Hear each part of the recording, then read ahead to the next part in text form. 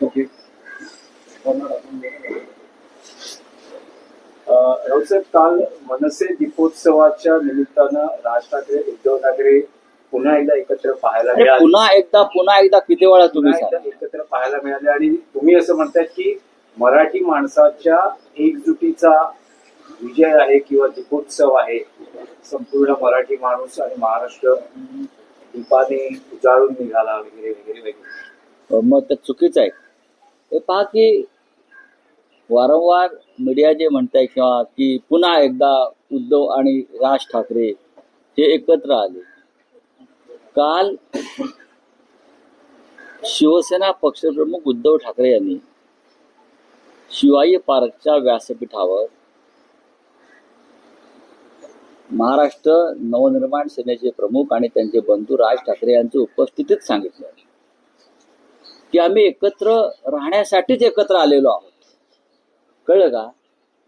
हे तुम्ही तुमच्या डोक्यात एक कार्यक्रम पक्का करा की आम्ही एकत्र राहण्यासाठी एकत्र आलेलो आहोत.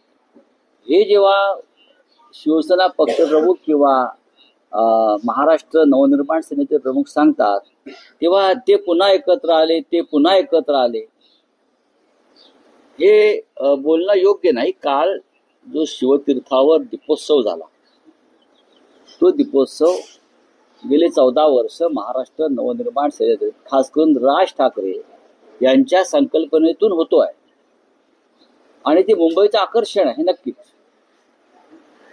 काल त्याचं उद्घाटन शिवसेना पक्षप्रमुख उद्धव ठाकरे यांच्या हस्ते झालं. राज आणि उद्धवजी यांनी मराठी जनतेला अभिवादन केलं आणि मराठी ऐक्याचा हा दीपोत्सव असंही सांगितलं, आनंदोत्सव आहे. अशा असंख्य दिवाळ्या किंवा दीपोत्सव मराठी माणसाच्या जीवनात येवो, ही मराठी माणसाची भावना आहे.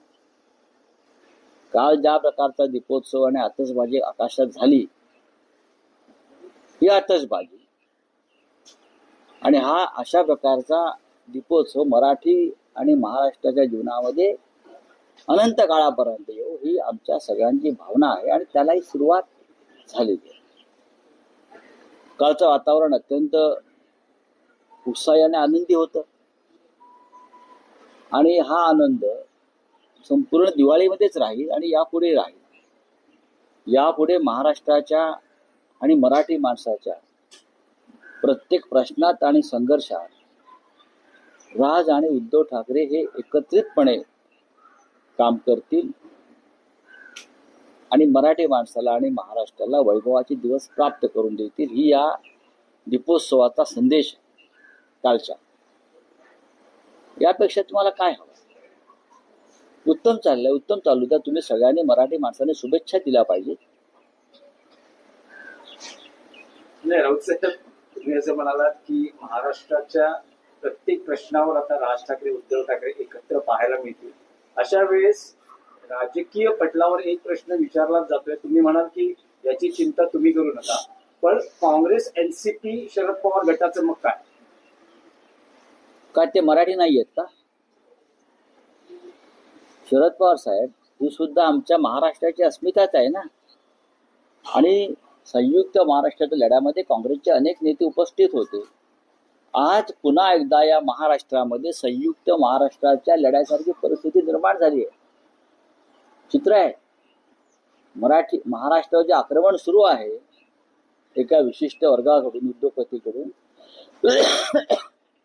मुंबई गिळण्यासाठी, ते पाहता ही प्रत्येक मराठी नेत्याची जबाबदारी आहे आणि ती प्रत्येकाने पाळली पाहिजे. आणि राष्ट्रवादी काँग्रेस किंवा काँग्रेसमधले महाराष्ट्रातले पुढारी या लढाईमध्ये कुठेच मागे राहणार नाही. या लढाईमध्ये फक्त महानगरपालिकेतल्या जागा वाटप हा प्रश्न नाही आहे. मतदार यादीतला जो घोटाळा आहे हा सुद्धा महाराष्ट्र आणि मराठी माणसाची पिछाड करण्यासाठी केलाय भाजपनं आणि त्यांच्या लोकांनी. एकत्र आलो ना आम्ही एकत्र आलो, आम्ही आवाज उठवला, आम्ही त्याच्यावर संघर्ष करायला तयार आहोत, आम्ही रस्त्यावर उतरायला तयार आहोत. ही भावना सगळ्यांची असताना या पक्षाचं काय होणार, त्या पक्षाचं काय होणार, यापैकी एकाही पक्षानं कधीही एकत्र येण्याबद्दल कोणतीही नकारात्मक भूमिका घेतलेली नाही, कधीच घेतली नाही. बाळासाहेब थोरात, विजय वडेट्टीवार, वर्षाताई गायकवाड असे नेते या आमच्या निवडणूक आयोगाच्या शिष्टमंडळामध्ये आणि चर्चेच्या वेळी उपस्थित राहिले, भविष्यात सुद्धा राहतील. स्वतः शरद पवार साहेब होते, दुसऱ्या दिवशी जयंत पाटील आणि शशिकांत शिंदे होते. अजून काय पाहिजे आपल्याला? नाही, पण काँग्रेसचं महाराष्ट्रातलं जे सगळ्यात मोठं पद आहे, प्रदेशाध्यक्ष पद, ते हर्षवर्धन सपकाळ मात्र या सगळ्या डेलिगेशन पासून लांब राहतात, किंवा ते असं म्हणतात की आमच्याकडे मनसेला सोबत घेण्यासंदर्भातला कुठला प्रस्तावच नाही. पण अजून हा प्रस्ताव दिलेलाच नाही ना कुठे.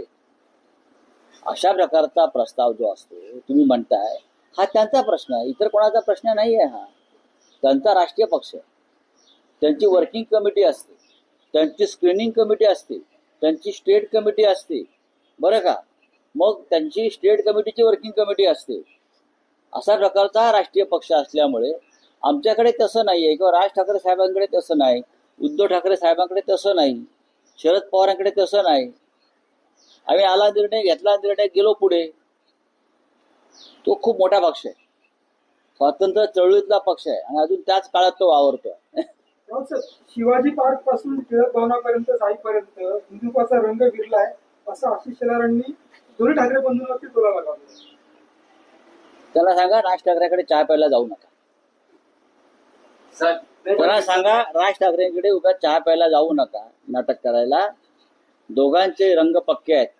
ठाकरेंचा रंग खरडून काढण्याचा प्रयत्न कोणी करू नये, ते पक्के रंग आहेत. भारतीय जनता पक्षाचा रंग राहिलाय का? भारतीय जनता पक्षाचा रंग हा भ्रष्टाचाराचा रंग आहे, काँग्रेसचा रंग आहे. भारतीय जनता पक्षामध्ये 90% काँग्रेस आहे आणि राष्ट्रवादी काँग्रेस आहे की नाही हे शेलारांनी सांगावं. सांगावं ना. भारतीय जनता पक्षामध्ये स्वतःचं नेतृत्व राहिलंय का? मला आश्चर्यच वाटतं. हे सगळे काँग्रेस आणि एनसीपीतून वगैरे आलेले लोकांना म्हणतात हे भाजपचे नेते आहेत. अरे कालपर्यंत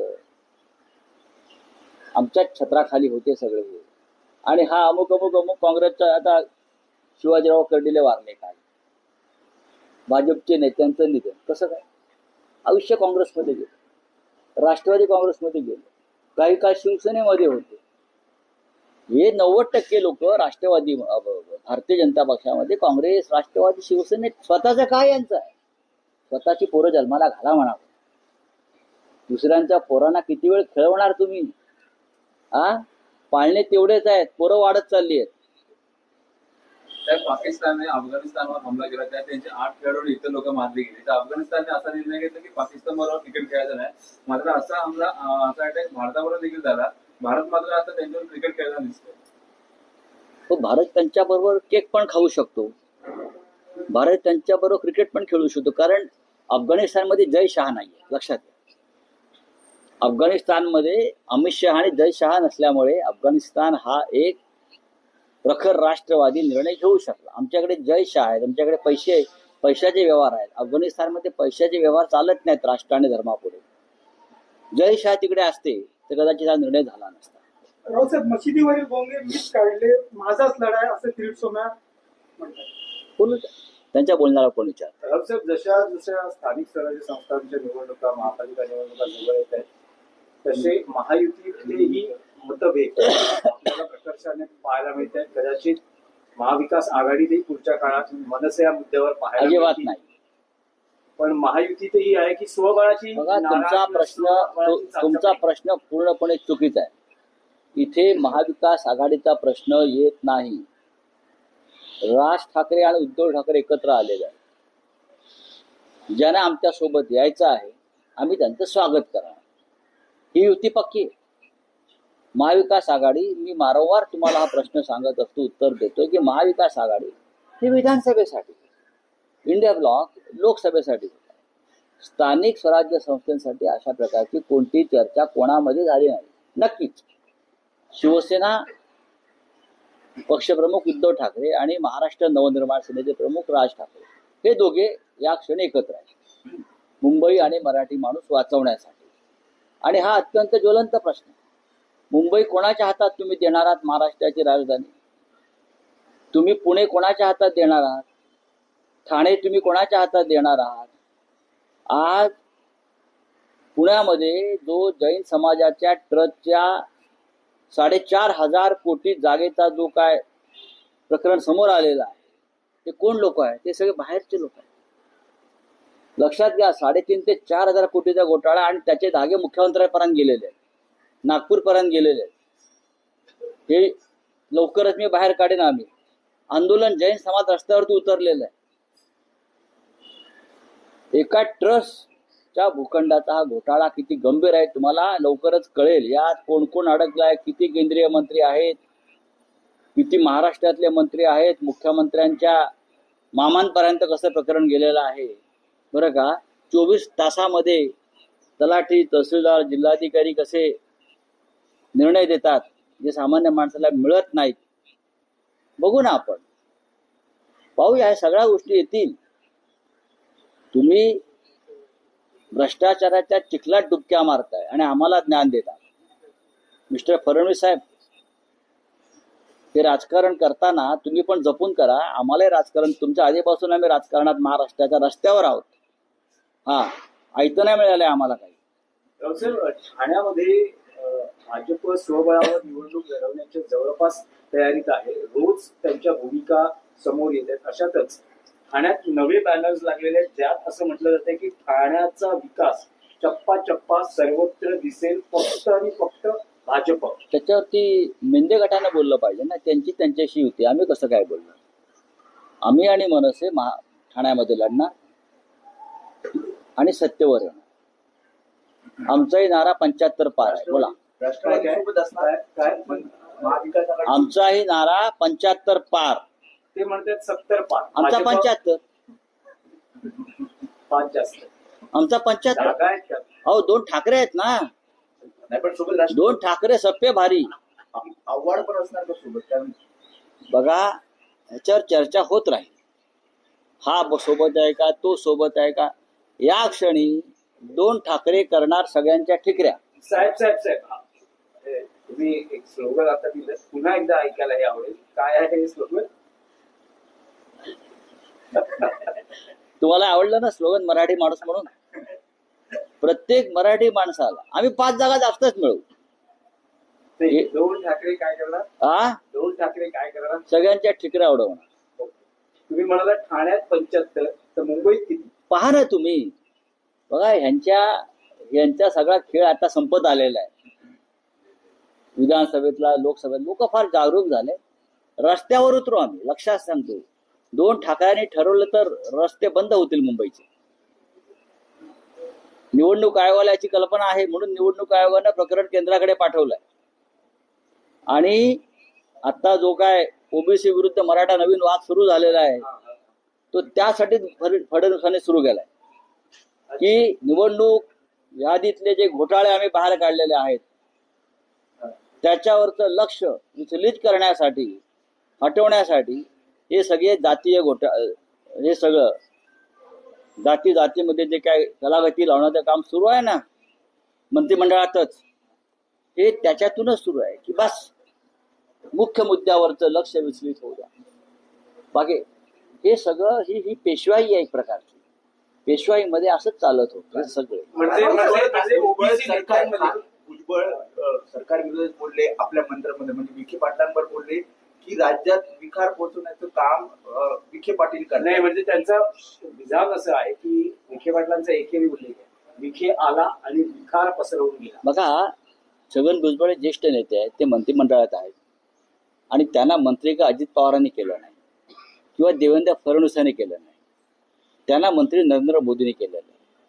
नरेंद्र मोदीचे जातीय राजकारण आहे.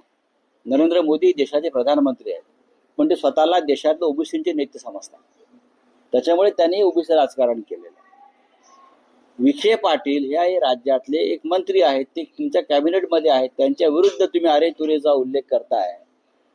हे खरं म्हणजे राज्याच्या मुख्यमंत्र्यांना आव्हान आहे तुमचं एका. आणि विखे पाटलांची नेमणूक कोणी केली त्यावेळेला? मनोज जरांगे पाटलांकडे जाऊन चर्चा करण्याची ती मुख्यमंत्र्यांनी केली. म्हणजे मुख्यमंत्र्यांना आव्हान आहे विखे पाटलांना आझाद मैदानावर पाठवून मनोज जरांगे पाटील यांचं उपोषण स्थळी जाऊन चर्चा करण्याची संपूर्ण त्यांची जी स्ट्रॅटेजी आहे, योजना आहे, ज्या मागण्या आहेत, त्यांची पूर्तता आहे, जो GR आहे, त्या संदर्भात मनोज जरांगे पाटलांची संमती घेण्याची संपूर्ण जबाबदारी मुख्यमंत्र्यांनी राधाकृष्ण विखे पाटील यांच्यावर सोपवल्यावर विखे पाटील हा मुख्यमंत्र्याचा माणूस आहे. नाही, पण आता मंत्रीच म्हणतात आम्ही सरकारच्या विरोधात रस्त्यावर होतो. उतरा, राजीनामा द्या आणि उतरा ना. तुम्हाला मंत्रीपद पण पाहिजे आणि सरकारविरुद्ध लढायचं आहे.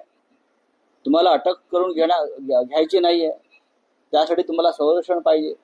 विरोधी पक्षानं अशा प्रकारची भाषा वापरली तर आमच्यावरती जनसुरक्षा कायद्याखाली कारवाई होईल. एक मंत्री जेव्हा अशी भाषा वापरतो गुंडाची, एकतर तुम्ही गुंड आहात हे जाहीर करा राजकीय, नाहीतर मी मंत्री आहे, मी मुख्यमंत्र्यांचे आदेश पाळीन. सर, हिंदीमध्ये पाकिस्तानने अफगाणिस्तानवर हमला केला, त्यात त्यांचे काही खेळाडू मारले गेले, मात्र भारतावर देखील असा हमला झाला होता, तर तरीही पाकिस्तान बरोबर मॅच खेळली जाते हिंदीमध्ये. ऑपरेशन सिंदूर प्रेसिडेंट ट्रंप के दबाव में नरेंद्र मोदी जी ने पीछे लिया. ऑपरेशन सिंदूर क्यों किया? पहलगांव में पाकिस्तान ने हम पर हमला किया, हमारे 26 निरपराध लोग मारे गए, 26 महिलाओं का सिंदूर उजाड़ गया. बाद में क्रिकेट की मैच, क्या एशिया कप ना क्या बोलता है उसको, आ गया. तो जय शाह चेयरमैन है, हमने जय शाह को रिक्वेस्ट किया, भाई उनके पिताजी अमित शाह है, देश के गृह मंत्री है, राष्ट्रवाद की धर्म की बात करते हैं जोर जोर से, खुद के बेटे को राष्ट्रवाद और धर्म नहीं सिखा पाए अब तक. तो हमने अमित शाह जी को भी रिक्वेस्ट किया कि आपके बेटे को बोलो भाई कि पाकिस्तान के साथ क्रिकेट मत खेलो. तो हमें ज्ञान देते हैं राजनीति अलग और क्या क्रिकेट खेल अलग है. ये भाजपा वाले लोग ढोंगी. अफगानिस्तान ने जो निर्णय लिया है, मैं उनका स्वागत करता हूँ कि पाकिस्तान के साथ क्रिकेट नहीं खेलेंगे. ये निर्णय इसलिए हो रहा है कि वहाँ जय शाह नहीं है और वहाँ अमित शाह नहीं है. अगर वहाँ जय शाह अमित शाह जैसे लोग होते तो वहाँ भी वो लोग जरूर पैसे के लिए, सट्टेबाजी के लिए क्रिकेट खेल लेते. Thank you.